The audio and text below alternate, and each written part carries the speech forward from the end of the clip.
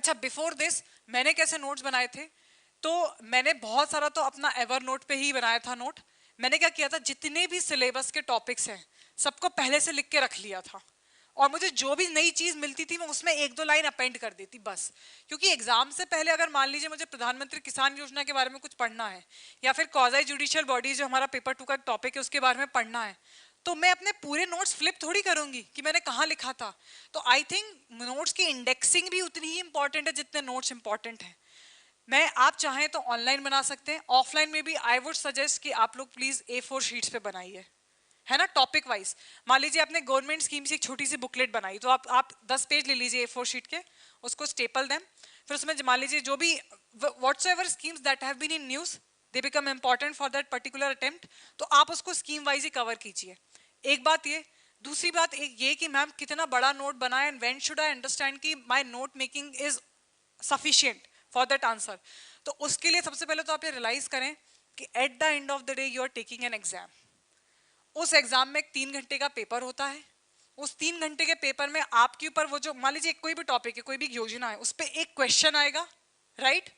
वो एक क्वेश्चन में अब वो कितना मिनट मिलेगा लिखने में? 7.5-8 मिनट ज्यादा से ज्यादा।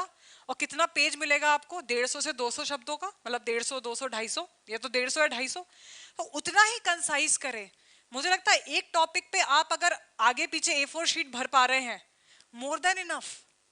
क्योंकि इससे ज्यादा आपके दिमाग में भी नहीं रहेगा, और इससे ज्यादा आप लिख के भी नहीं आ पाएंगे। तो हमेशा बिगिन विद एन एंड। ये नहीं कि मान लीजिए इंडो अफगानिस्तान पे कोई आर्टिकल आ रहा है, या फिर मोदी जी भी यूएस गए तो इंडो यूएस हाउडी मोदी पे अगर मान लीजिए आर्टिकल आ रहा है, तो अगर 15 दिन तक आर्टिकल आ रहा है तो आपने कितनी बड़ी बुकलेट बना ली उसकी। पेपर 2 में इंटरनेशनल रिलेशंस में एक क्वेश्चन आएगा, इंडो यूएस रिलेशंस, और उसमें भी जो पार्ट 2 होगा उस क्वेश्चन का वो यही होगा कि how would it affect India, या what advantages can India garner from this relationship, यही आने वाला है। क्योंकि गवर्नमेंट आपसे चाहती है कि जो भी, चाहे विदेश में कितनी भी हलचलें हो रही हो, इंडिया पे इस पे क्या इफेक्ट पड़ेगा, ये हमारा थ्रस्ट एरिया होता है पढ़ने का। तो आप उतना ही नोट करें। तो एक शीट, 2 शीट, मुझे लगता है 2 शीट से ज्यादा एक टॉपिक के ऊपर आपको ज्यादा बनाने की जरूरत नहीं है। एक बात, पॉइंट्स में लिखिए, स्केलेटन लिखिए, ये नहीं कि आप पूरा पूरा sentence. Don't waste your time, don't waste your paper on grammar, उसको स्किप करो। उस एक कीवर्ड से आपको पूरी स्टोरी याद आ जाना चाहिए।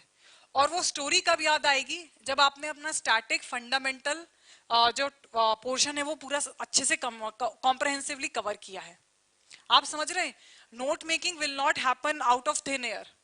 आउट मतलब एक वैक्यूम में आपका अच्छा नोट्स नहीं बनेंगे। जब आपने एक पूरा स्ट्रक्चर तरीके से पूरी इस प्रिपरेशन को अगर आपने अपनाया है, तो ही आपके अच्छे नोट्स बनेंगे।